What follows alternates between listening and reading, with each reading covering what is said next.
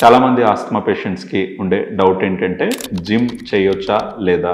Asthma patients gym చేయడం అనేది చాలా మంచిది. ఎప్పుడైనా కూడా జిమ్ చేసే ముందు వార్మప్ అనేది కంపల్సరీ చేయాలి. Heavy exercises or heavy weight lifting చేయకుండా ఈ థ్రెడ్మిల్ మీద వాక్ చేసేటప్పుడు అప్పుడు కూడా మనం ఎక్కువ ఫాస్ట్గా రన్ చేయడం అనేది కూడా అడ్వైజబుల్ కాదు.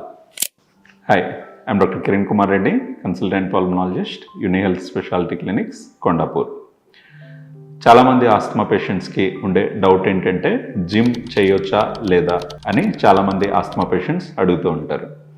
ఆస్తమా పేషెంట్స్ ఏమాత్రం ఎగ్జర్షన్ చేసినా కూడా ఆయాసం రావడం, దగ్గు రావడం ఇలాంటి సిమ్టమ్స్ చాలామంది ఫేస్ చేస్తూ ఉంటారు. కాబట్టి ఆస్తమా పేషెంట్స్కి ఈ డౌట్ ఉండడం అనేది చాలా సహజం. కానీ ఆస్తమా పేషెంట్స్ జిమ్ చేయడం అనేది చాలా మంచిది. ఎందుకంటే ఈ జిమ్ చేసినప్పుడు మన రెస్పిరేటరీ మజిల్స్ స్ట్రెంగ్తెన్ అవ్వడం అండ్ దాంతోపాటు మన ఎయిర్వేస్లో ఇన్ఫ్లమేషన్ తగ్గడం, ఈవెన్ ఆస్తమా సిమ్టమ్స్ కూడా కంట్రోల్ అవ్వడం, ఓవరాల్ మన mental and physical health improve అవ్వడం అనేది జరుగుతుంది.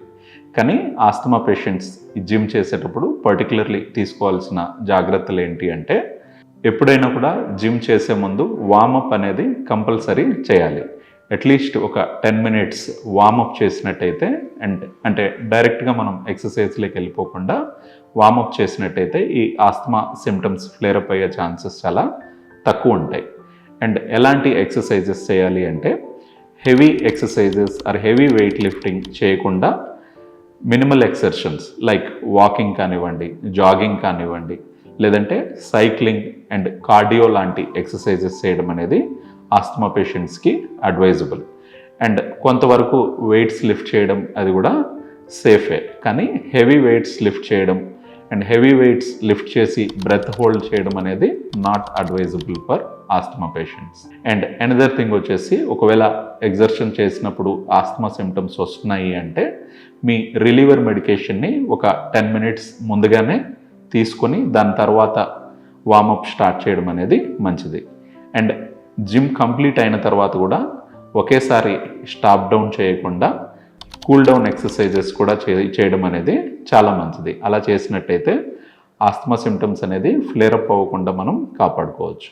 అనదర్ మోస్ట్ ఇంపార్టెంట్ పాయింట్ వచ్చేసి, ఈ థ్రెడ్మిల్ మీద వాక్ చేసేటప్పుడు అప్పుడు కూడా మనం పేస్ని గ్రాడ్యువల్గా పెంచుకుంటూ వెళ్ళాలి. కానీ ఒకేసారి ఎక్కువ స్పీడ్ పెట్టుకోవడం, ఒకేసారి ఎక్కువగా రన్ చేయడం, ఎక్కువ ఫాస్ట్గా రన్ చేయడం అనేది కూడా అడ్వైజబుల్ కాదు. సో ఈ జాగ్రత్తలు తీసుకుని మనం సేఫ్గా జిమ్ చేసుకోవచ్చు. ఈవెన్ మనకు ఆస్తమా ఉన్నా కూడా ఎలాంటి ఇబ్బంది లేకుండా, ఎలాంటి సిమ్టమ్స్ ఫ్లేరప్ అవ్వకుండా మనం ఈ జాగ్రత్తలు తీసుకుని డైలీ ఎక్సర్సైజ్ అనేది చేసుకోవచ్చు.